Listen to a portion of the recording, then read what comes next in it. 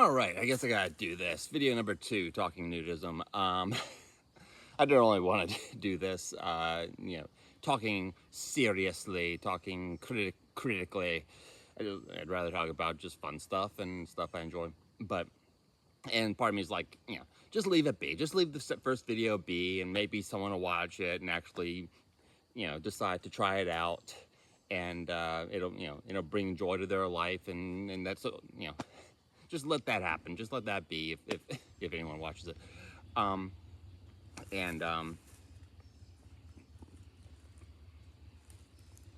the don't bother with this, but there's, because it is so nice, but there's so much bullshit connected to this subject, and I can't just leave that be. And this subject has the potential to go everywhere. It really connects to everything, and this could be a jumping off point for talking about literally everything. And I'm not going to do that. Don't want to do that, at least not right now. And since I always do this right off the top of my head without any notes or anything, it's like, how's this gonna work? I don't know. This will probably just be a total mess. Let's see if I can manage to actually form a cohesive or express a cohesive thought.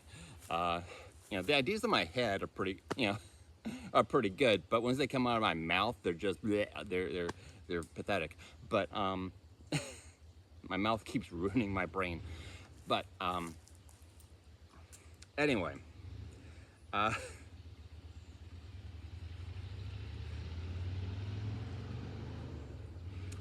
see, I mentioned in the first video about how once you get used to nudism, once you've gotten over the being shocked by the body or shamed by it, and you're seeing it in a more natural way, you really do start to wonder why we can't do this all the time. You want to do it because you're comfortable and you enjoy it, but then there's the idea of why isn't this a thing? Because it's strange when you think about it. Once you've gotten over the initial kind of internal taboo, that our natural state, the way in which we come out of our mother, the way we just are naturally as ourselves, without any frills, without any decorations, coverings, whatever, just us as is. Why is that not allowed in society? Why is that not allowed to be seen? Why is that taboo? It is weird when you think about it. It's like it's normal. What's wrong with the human body? What's wrong with it? And now I believe very definitely in a cause of that, which is going to be meaningless to a lot of people. They're going to disregard it. But and then once, if you're going to disregard it, then it comes back to simply just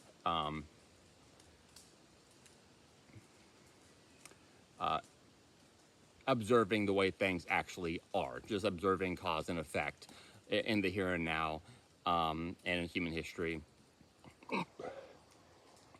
and what works, what doesn't work, what should work but still doesn't work. Things that why and there's a lot of that. There's a lot of that in human life and human society of why can't things be like this? Why don't things work this way? Why do we have to have this and this? Why can't we have this instead? Why do we have to have politics? Why do we have to have money? Why do we have to have clothes? Why do we have to have this?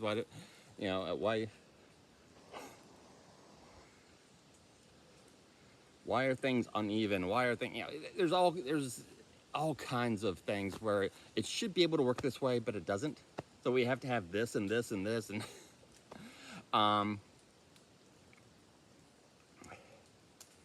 and I firmly believe that the root cause of all that is religious. I believe that the root cause of everything that should work but doesn't is original sin. The that first sin committed by the first people, of course, of Adam and Eve in the story, they're perfectly cool with just being normal, naked, just being with their normal bodies in their normal states. They're totally cool with it because why not, right? And then they commit the sin. All of a sudden, they're strangers to their own body. There's a conflict. They're not comfortable with their own body, and there's a conflict between their bodies, their own bodies, each other's bodies, with the world around them. There's conflict inside, outside. All of a sudden, everything's messed up. Everything that should work doesn't. Everything that should be in alignment, everything that should be harmonious, ain't anymore. Original sin messed it all up. I believe that. Now, if you don't believe that, okay. If you don't want to believe that, if you want to ignore that, that brings us back to the present state of the way things are. They're messed up. They're harmonious. Everything that should work doesn't work. There's conflict everywhere, and some of it seems pretty senseless. And because things don't work the way they should, because things are complicated, because life is complicated, therefore society has decided we need certain rules and certain customs and regulations and rituals and things.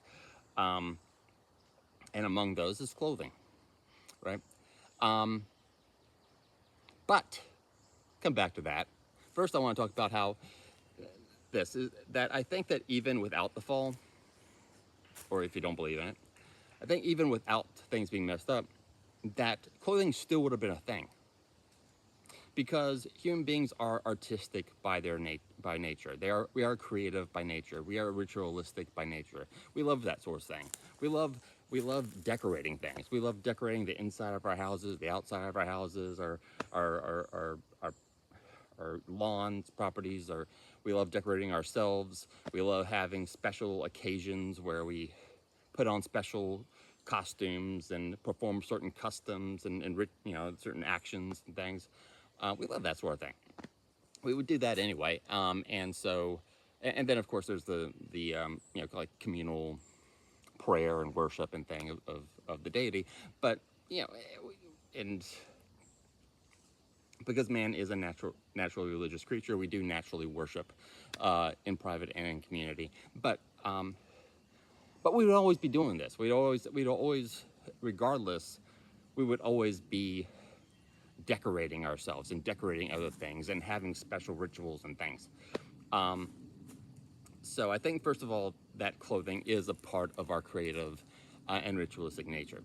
I think it's a part of our just an expression of our liveliness, of our vitality, an expression of the celebration of life, right? So I think, first of all, that there's that.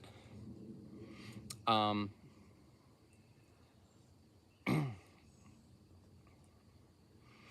also,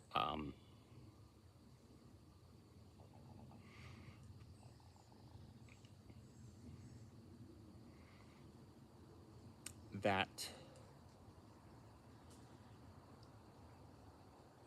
as I said, society has come up with certain customs and things to try to regulate things that are messed up and try to organize and elevate and keep, keep humanity from being in the mud.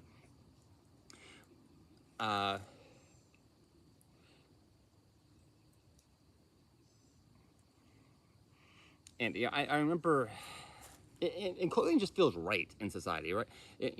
When you're in a news resort and a news beach and you're skinny dipping, you're playing games in the nude, whatever, it feels right, okay? But in society, also outside, I remember watching a video once, and it was just a video of goth music. Okay, it was a long video. I only watched a little bit of it, and it had visuals. Of course, it's a YouTube video. It's got to have visuals. It's video, so. And the video was just a bunch of goth TikTok videos. and running on loop with people, dressed in goth clothes and posing in cemeteries and outside goth cathedrals and things. And I was thinking about nudism, and I was watching these videos and thinking, what, that looks right.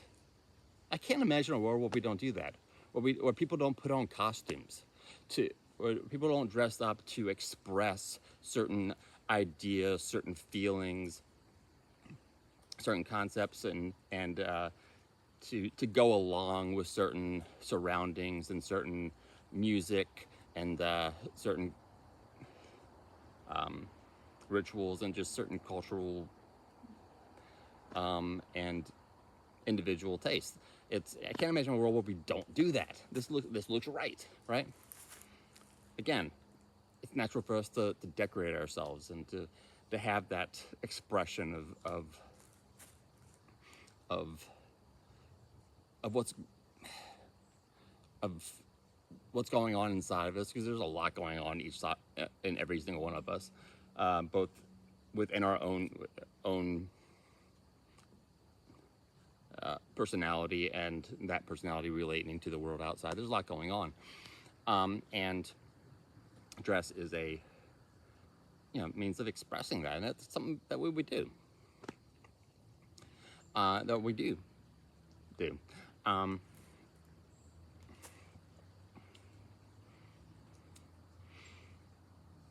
and it's also something which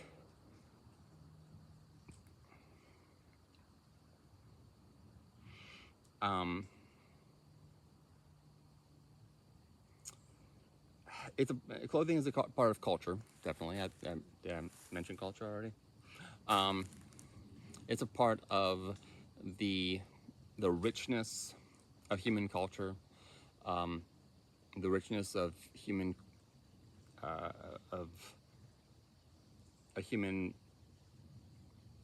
social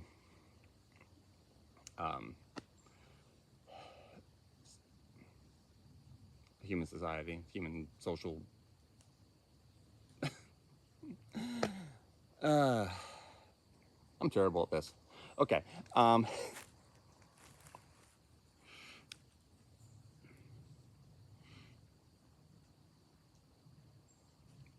it's a way of elevating society. It's a way of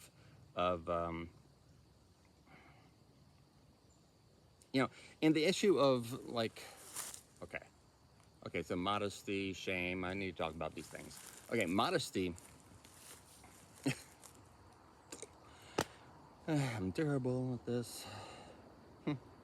But modesty, strangely enough, virtues oftentimes are thought of as being like weak or soft or syrupy or something, when virtue is literally strength. I mean, virtue means strength. And modesty is a strength as well. Modesty has nothing to do with shame. It's actually the opposite of shame. Modesty is about respect. It's about respecting oneself, about respecting society around you, as well as respecting your creator, and the body and soul that he gave you. And so dressing up in a beautiful manner. Beauty is very important. In a beautiful, dignified, and honorable manner is respecting yourself, and encourages other people to respect you, and just adds dignity and beauty and honor to human society in general. It's all good, right? Whereas if you're dressing in a non-dignified manner, it has the opposite effect. Obviously for women, obviously it's like dress like a slut, increase your chances of being treated like a slut, and dress like a lady, increase your chances of being treated like a lady. But and then with men, it's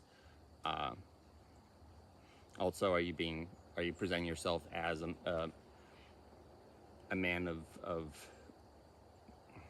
upstanding character and taste of discipline, of ideals, of is your manliness expressing itself through not dignified dress. Um, Now, and of course, you hear that you heard that stupid expression, "Don't judge me by the way I look." Right. You chose to look that way. Okay. You chose of your own free will. You chose to dress that way. You chose to do your hair that way. You chose to have those weird ass piercings and the tattoos and shit. You chose that. You chose to look like this. We are damn well judging you on that. We react to people, either consciously or subconsciously. I mentioned that in the last video that we do react to people, even when they're fully clothed. We react to the way they present themselves. In the news environment, it's a very different matter because they're they don't have the dress. They still have unfortunately the tattoos and the piercings, but these things do affect us. It's not. This isn't irrelevant. Clothing is a part of culture, and it is a part of how we relate to each other. And it's a way of how we relate to ourselves as well.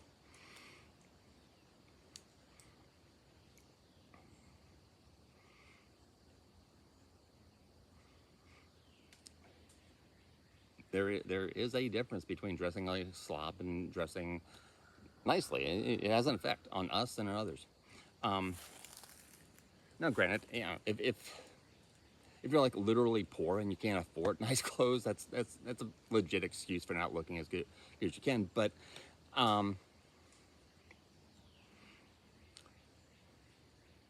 still, the sense of having that internal respect and trying to express that externally, it's still there, right? Still an issue. So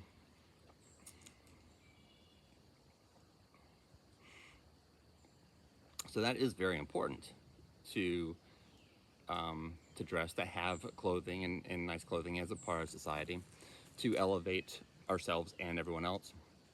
You see people decrying the absence of beauty in the world now, and in in advertising and in business buildings, in movies, and everywhere. It's like beauty's been just stripped away, and they're like, McDonald's used to look fun. Now it's just like it just it doesn't look like a place where a kid wants to go. It used to look like a kid. It totally had a it like had a magnet for kids back in the day, but and then so there's a lot of complaint about how beauty has been taken out of the world and how boring things have got. Well, with clothing, that's a part of the beauty of our world, of our society, and yeah, and an expression of our own self-respect, our own value. Then with the issue of shame, there really shouldn't be any shame in the body per se, but okay. But there is, going back to original sin. Okay, the original sin is actually transmitted from one person to another through the flesh. It gets carried on through the flesh. Each individual soul is created freshly and perfectly by God, and then when it's united with the flesh, and that flesh and soul united, it creates a person. That person then inherits original sin as a human being, body and soul. And so in that sense, there's a shame in the body in that it is the carrier of this disease, as it were, this horrible thing called original sin. And then, of course, it's also the cause of the fact that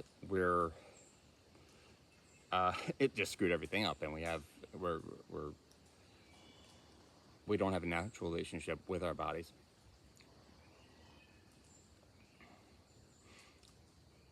And the fact that we can't treat the natural as the natural. And even if you don't believe original sin, again, we just simply can't treat the natural as the natural. It's not what we do. And okay. I'm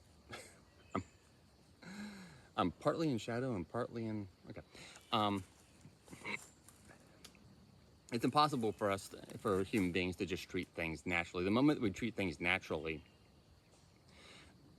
they become unnatural to us, and the worship of nature leads to perversions. And even though it's natural for us to worship, we are inherently religious creatures. We will worship something.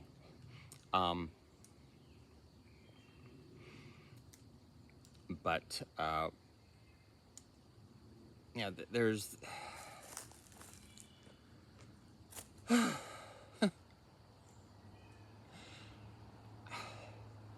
the part of the nudist bullshit rhetoric is about, you know, talking about feeling at one with nature, feeling connected with nature, and it's nice to be naked in nature. It's not just nice to be in nature, period. I love nature, right? And being naked in nature is quite enjoyable, if it's nice weather and everything. But to say that this whole connected with nature in the sense that we're a part of nature is bullshit. We're not a part of nature. Human beings aren't a part of nature. We're not natural. We never treat things naturally.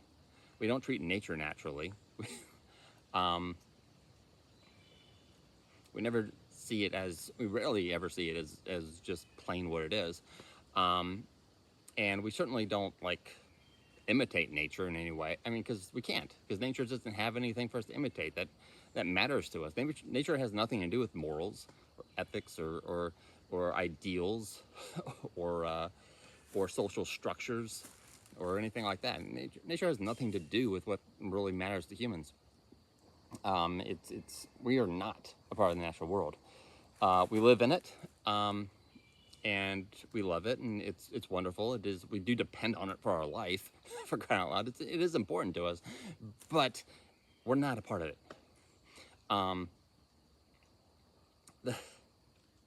There are, life is a romance, and there are three relationships that we have in this life, basically.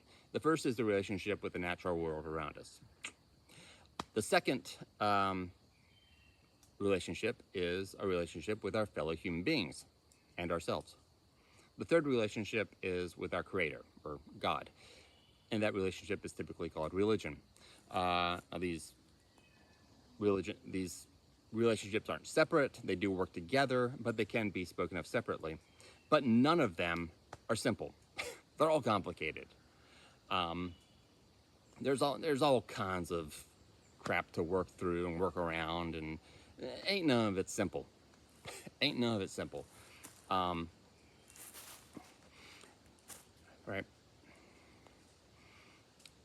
And we have that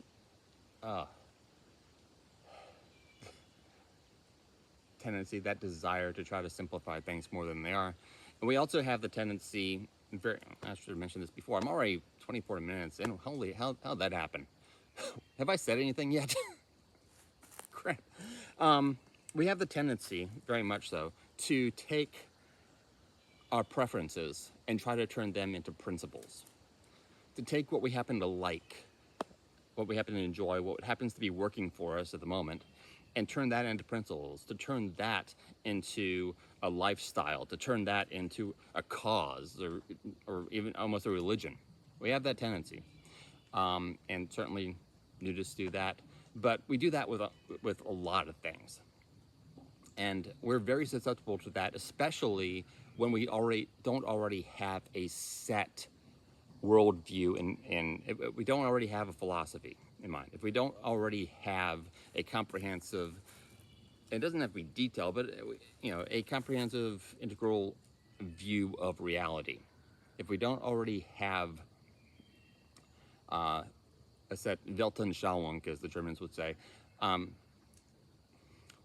a set basic view of reality and of human beings, and if we don't already have basic set ideals and priorities, if we don't already have that, we're susceptible to falling for anything, and to take that anything and try to make it everything.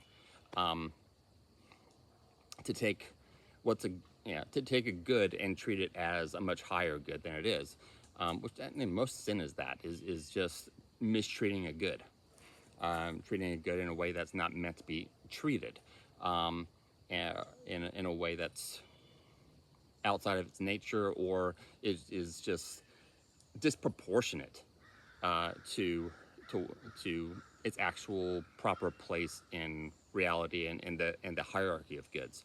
And when you take any good out of the hierarchy of goods and you try to put it up way higher, everything else gets reorganized, or not organized. Everything else gets shuffled, and it becomes chaos. And and life happens, right? Shit happens. Um, because we're throwing things, because we're everything's out of whack to begin with because of the effects of original sin, and then it's even thrown even more out of whack by actual sin, and poor and incorrect thought and heresies and things. It gets so messed up. Why do things have to be so messed up? I why can't we just be lounging under a tree near a creek and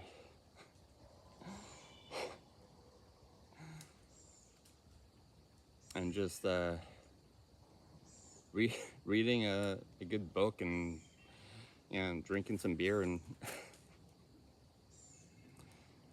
yeah, that's the hippie in me coming out. But yeah, I can't pretend that those simplistic versions work. They're ultimately we do have to choose a path, individual paths, individual vocations, and operate within that lane. But man, life is complicated, and our relationship with our body is complicated as well. And to treat our, with nudism, to the way it allows us to see the body as something normal. Initially is good. Initially to see it as something not horrible and not bad by design and everything, just as something normal and beautiful, and at times, and to your body is a work of art. It is beautiful. Don't disfigure it.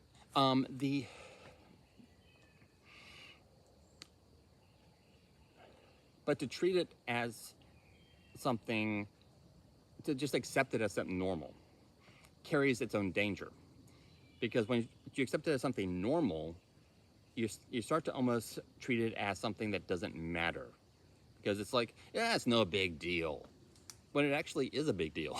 We are, human beings, body and soul. We're a big deal, and to treat the body as no big deal is to degrade it. I mean, is to treat it as something not special. It's actually to disrespect it. I mean,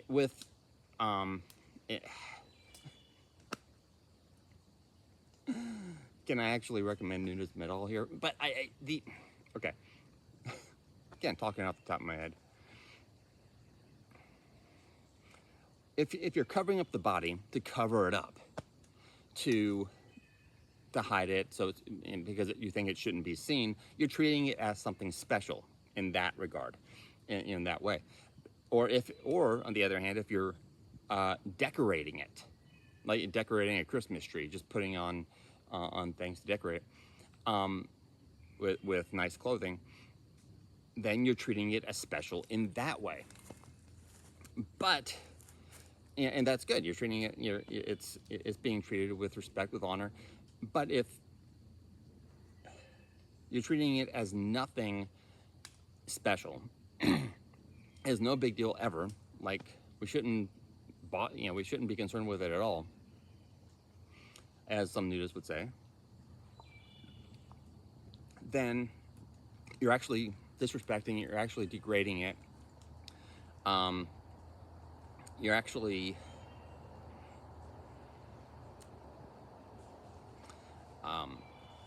strangely enough, it winds up kind of becoming an attack on the material. It's kind of a strange anti-materialist thing, and there's an amazing amount of hatred for the human body these days, and a lot of an attack on the human body, as well as just an attack on beauty in general. But there's a lot of hatred for the body, which is expressed in various ways, with tattoos, piercings, and various surgeries, and other things, where the body is treated like it's really doesn't matter. It's treated like it's just like it is just some kind of shell, some kind of avatar, some kind of just mannequin that happens to be animated by the soul. If you believe in the soul, or animated by electricity or whatever, if you don't. So again, clothing is important for that. Again, society has realized that we need rules and regulations and customs in order to keep the human race somewhat sane. And clothing is an important part of that. Also, I'm going to just mention this real quick, because I don't know what else to say about how to really talk about it, and this is already too long anyway. There's also this, how people talk about when they have a partner. They talk about that person, he's mine, she's mine, I'm hers, I'm his. And they talk in the possessive sense of belonging to each other. And they promise each other to each other and all that. There's also the sense that maybe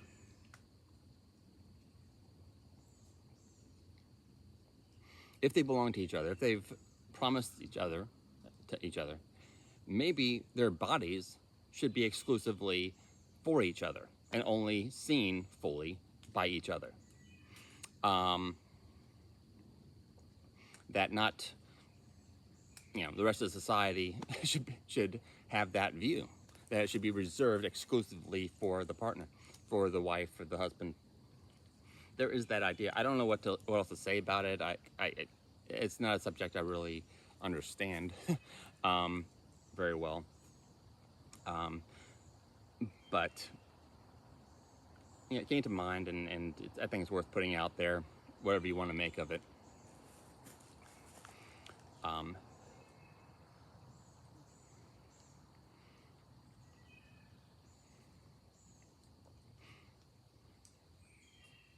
Islamics kind of take that to an extreme, where ain't nobody seeing the wife except him at all. And of course, I mean, Islamics are fine with that, of course. I think it's a bit extreme, but I do think the general idea that it comes from is worth considering. Anyway, moving on. Is there anything else I have to say? This video is so long, or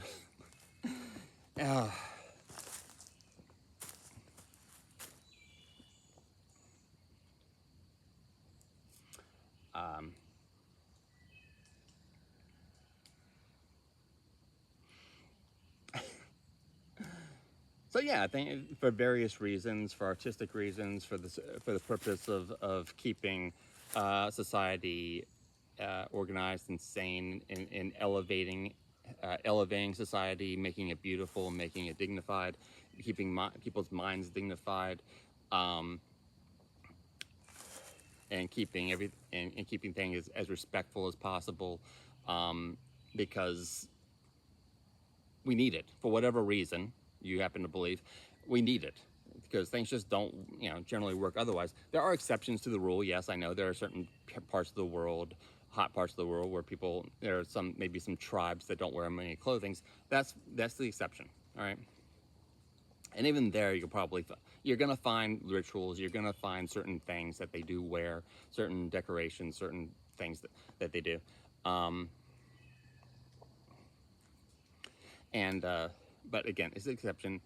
For most of the civilized world, um, we found clothing to be necessary for various reasons. Um, and part of me is like, should I be recommending at this point? Should I be recommending nudism at all? Um, Acknowledging that, I'm not no exception to the temptation to try to make excuses for something that I like, to try to, as I said, we have the tendency to take our preferences and turn them into principles. I don't think I'm going that far, but am I, we, that turning preferences into principles is basically, it's forcing the mind to serve what we happen to like. It's forcing the mind into a subservient role, which it shouldn't have. It should have a superior role, um, a guiding role. Am I doing that at all? Am I in some way compromising, at least, and saying, well, yeah, there's all these reasons for clothing, and it's all good, but you know what? Going to a nudist resort is really, really enjoyable. um, so, um,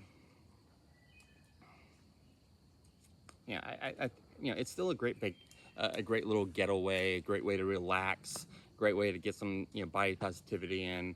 Um, Again, the only way, as I said, once you've gone skiing or dipping, that's the only way to go in the water.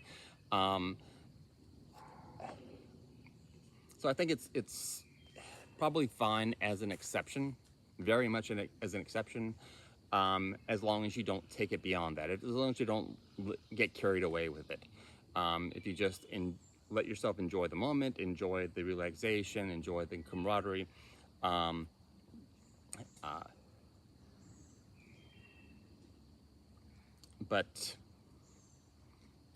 don't let it alter your brain structure and make your brain subservient. Make sure that you have already it's best if you already have some very set ideals and set worldviews in mind, especially for the men. It's very important for men to have a philosophy. It's very important for men to have ideals and to have discipline. We need these things. Um, so, have I said anything worth saying? Anything that is understandable? I don't know. But I need to end this video. And yeah. Thanks for listening.